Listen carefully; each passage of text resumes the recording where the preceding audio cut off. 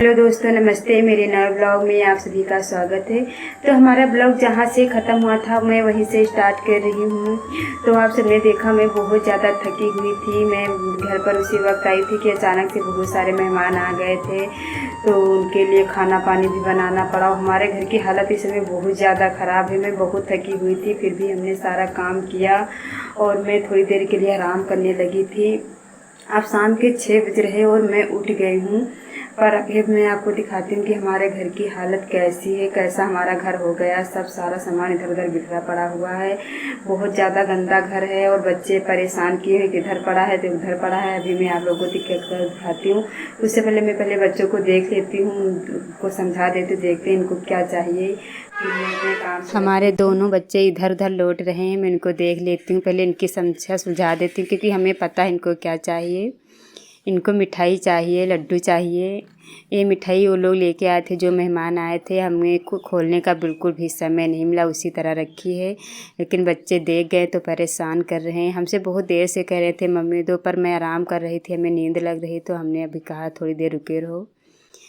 भाई हमने इनकी समस्या तो सुलझा दिया है। अब मैं बाकी के काम देख लेती हूँ क्योंकि घर बहुत गंदा पड़ा हुआ है। सारा सामान बिखरा पड़ा हुआ है, सब छिलके हैं, सब गंदा हो गया। बिस्तर भी काफ़ी गंदा हो गया, सब बिस्किट टूटे पड़े, बच्चों ने सब फैला दिया है।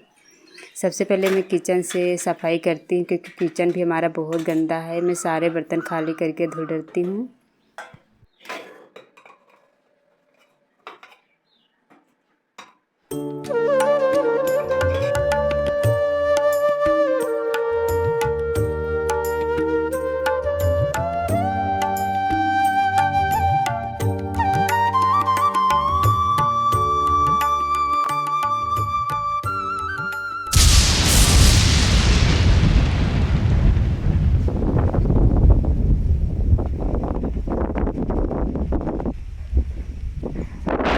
बादल बहुत तेज़ से गरज रहे हैं, बारिश भी होने वाली है, हवाएं चल रही हैं। पर इस तरह का मौसम अच्छा लग रहा है क्योंकि इस समय बहुत ज़्यादा धूप हो रही, तो इस तरह का मौसम देखने को नहीं मिल रहा था।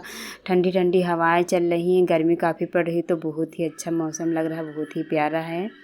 मैं तो सोचती हूँ कि थोड़ी बारिश हो जाती तो और भी अच्छा होता।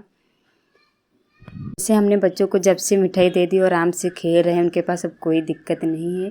हमारे यही दोनों बच्चे हैं, एक 9 साल का है, एक 7 साल का है। वो दोनों आपस में खेलते रहते, बहुत लड़ाई झगड़ा भी करते हैं। कहीं खेलने जाते नहीं, सिर्फ घर ही में रहते हैं। जहाँ रहो इसी जगह पे रहते, ऊपर रहो तो ऊपर आ जाते हैं, नीचे रहो तो नीचे आ जाते हैं, बहुत परेशान करते हैं। जैसे हमने एक बेटी को जन्म दिया था लेकिन अब उस दुनिया में नहीं है। वो इन दोनों से बड़ी थी, पर शायद भगवान को नहीं मंजूर था कि वो हमारे साथ रहे। पर कोई बात नहीं, मैं इन दोनों बच्चों के साथ खुश हूँ। हमारा छोटा सा परिवार है, हम बहुत खुश हैं। वैसे हम देवरानी जेठानी 3 लोग थे, किसी के घर में भी बेटियां नहीं हैं, सबके 2-2 बच्चे हैं। और हमारी बड़ी वाली जेठानी जी भी अब इस दुनिया में नहीं हैं। उनके साथ बहुत बड़ा हादसा हुआ था 4-5 साल पहले, तो उनकी डेथ हो गई थी। उनके 2 बच्चे हैं जो काफ़ी बड़े हो गए हैं, कमाते खाते हैं, घर पे रहते हैं। पर हमारी जेठानी जी भी बहुत अच्छी थी। लोग कहते हैं मरने के बाद सभी लोग तारीफ़ बतलाते हैं, पर ऐसा कुछ भी नहीं, वो अच्छी थी, बहुत अच्छी थी। पर अच्छे लोगों को ही भगवान अपने पास बुला लेते हैं। उनके साथ हमारा संबंध ससुराल में देवरानी जेठानी का था, पर शादी से पहले भी वो हमारी अपनी थी, ख़ास थी। उनके साथ हमारा गहरा संबंध था। उन्होंने ही हमारी शादी अपने देवर के साथ करवाई थी, पर मैं उनके साथ ज़्यादा दिन तक नहीं रह पाई। और सच कहूँ तो एक बार हमसे उनसे लड़ाई भी हो गई थी क्योंकि हमारे पास इतनी समझ नहीं थी, मैं इतना नहीं जानती थी। जब हमारी शादी हुई थी तब भी हमारी भी उम्र ज़्यादा नहीं थी, यही 16-16 साल की थी। मैं लोगों की बातों में आ गई, हमने उनसे झगड़ा कर लिया। इस बात का हमें बहुत दुख होता है, पर एक बात की खुशी होती कि वो ज़िंदा थी, तभी हमने उनसे माफ़ी मांग लिया था। हमने कहा था, मैं उनको मौसी कहती थी, तो हमने कहा मौसी मैं आपको नहीं समझ पाई हूँ, हमने कुछ लोगों को कहने में आपसे झगड़ा कर लिया। वो हमें क्षमा भी कर दी थी, तो इस बात की हमें बहुत खुशी मिलती है। वैसे एक बात का और दुख सताता है कि मैं उनको अंतिम समय में नहीं देख पाई थी। ऐसा नहीं कि मैं घर पे नहीं थी, मैं घर ही पे थी, लेकिन हालात ही कुछ ऐसे थे कि मैं उनको नहीं देख पाई थी। जब हमारी बातें बहुत ज़्यादा हो गई, मैं फटाक से काम कर लेती हूँ क्योंकि समय बहुत कम है, काम बहुत ज़्यादा है। अभी हमारे घर की साफ़ सफाई ही पड़ी है। कोई रिश्तेदार आ जाता है तो घर थोड़ा ज़्यादा गंदा हो जाता है, क्योंकि जल्दी जल्दी से करो तो जहाँ से सामान उठाओ वहाँ रखने का समय नहीं मिलता है, और साथ में बच्चे भी कूड़ा कर देते। कुछ कूड़ा तो हमसे हुआ, कुछ बच्चों ने फैला दिया तो बहुत ज़्यादा कूड़ा हो गया। वैसे मेहमान सारे चले गए हैं, वो घूमने आए थे। हमारे पापा जी की तबीयत सही नहीं चल रही है तो उन्हें देखने आए थे। वो हमारे सामने पहली बार आए थे, हमने उनको कभी नहीं देखा, ना कभी हमारे सामने आए हैं। वो पापा के दूर के रिश्तेदार हैं, पापा के बहन वहन के लड़के नाती पोता है, उन्हीं आए थे। वो काफ़ी दूर भी रहते हैं तो सुबह ही चले थे तो समय से आ गए। अपना 2-3 घंटे रुके हैं दोपहर में, फिर चले गए शाम को। वैसे हमारा घर बहुत लीपने वाला हो गया, बहुत ज़्यादा घर में धूल उड़ रही, गर्दा उड़ रहा है, सारा गर्दा सामान पे बैठ जाता है, बहुत गंदा सारा सामान हो जाता है। हमने भी जल्दी ही लिपाई की थी घर की, लेकिन फिर भी इस तरह का मौसम होता है, इतनी हवाएं चलती हैं, धूप इतना ज़्यादा होता है कि आज लिपो कल ही लगता है कि घर लिपा ही नहीं है, लिपाई ही नहीं की गई इसकी।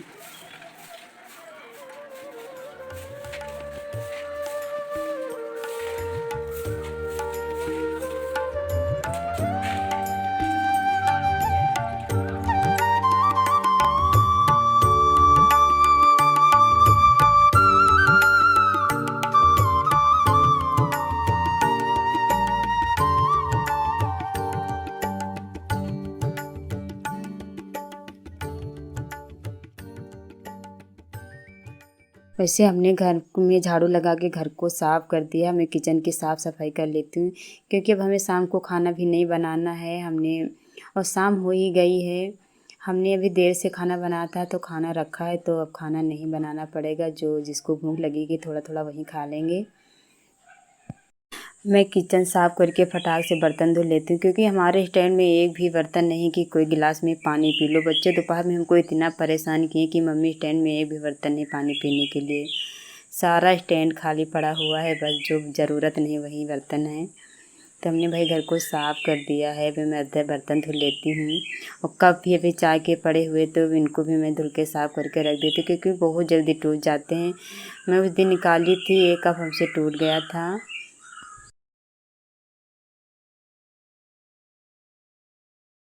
वैसे कभी कभी बर्तन देख के, घर के काम देख कर घबराहट होती है, करने का मन नहीं करता। ऐसा लगता कि कोई होता जो हमारे काम कर देता, हमें ना करना पड़े। पर ऐसा कौन करेगा, बर्तन तो हमारे ही हैं, जब तक कोई अपना नहीं होगा वो नहीं करेगा। पर अगर अब तक हमारी बेटी होती तो काफ़ी बड़ी हो गई होती, 10-11 साल की, हमारा कामों में हाथ बटाने वाली हो गई होती। पर भगवान को नहीं मंजूर था कि हमारे घर में बेटी रहे, हमें बेटी का प्यार मिले। पर एक बेटी होना घर में बहुत ज़रूरी है, क्योंकि बेटी ही माँ का दुख दर्द समझती है। क्योंकि एक स्त्री का दुख दर्द समझ सकती है।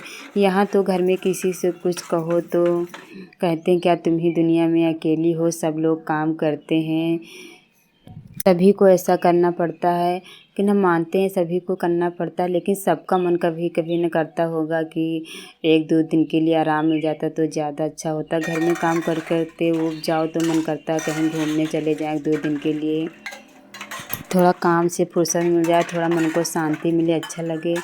पर यहाँ किसी के कुछ समझ में नहीं आता है, बस लोग उनका घर का काम करो, उनके हिसाब से चलो, बस यही ज़िंदगी है।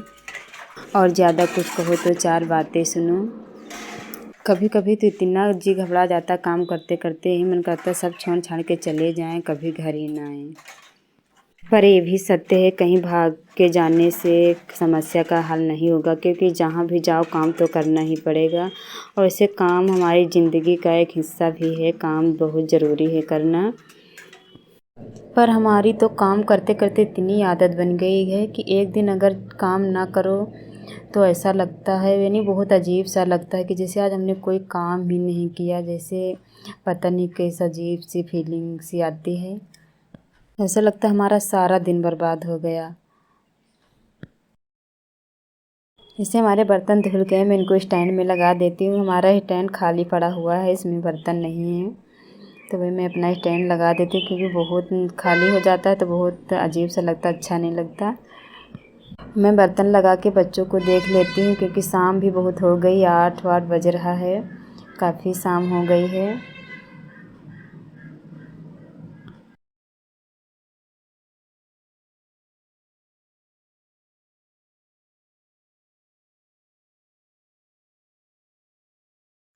आज भी हमारा एक कप हमसे टूट गया। 6 कप में से सिर्फ 4 कप बचे हैं। हाथ में साबुन लगा था, फिसल गया, टूट गया।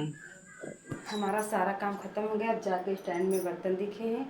मैं अब बच्चों को देख लेती हूँ। रात के 8:30 बज गए हैं। अब जाके हमारा काम ख़त्म हुआ है। छोटे वाले बेटे के पैर में कुछ हो गया तो मैं उसको भी दवा ववा खिला देती हूँ। हमारे वाले छोटे बेटे के पैर में पता नहीं क्या हो गया, अचानक से उसका पैर सूज गया है और सही भी नहीं हो रहा। दवाई लगाते हैं, लाए भी दवाई हैं, पर फ़ायदा नहीं हो रही है।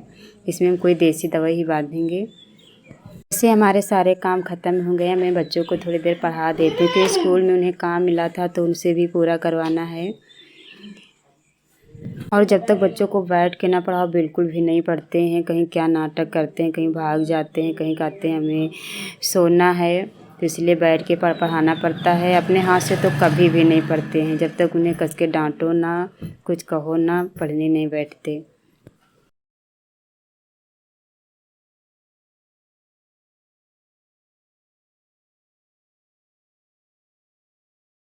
हमारे वीडियो आप लोगों को कैसे लगते हैं कमेंट में बताना। अगर हमारी मेहनत आप लोगों को पसंद आती है तो वीडियो को लाइक सब्सक्राइब ज़रूर करना।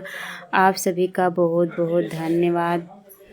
नमस्ते। मिलेंगे किसी और वीडियो में, तब तक के लिए बाय।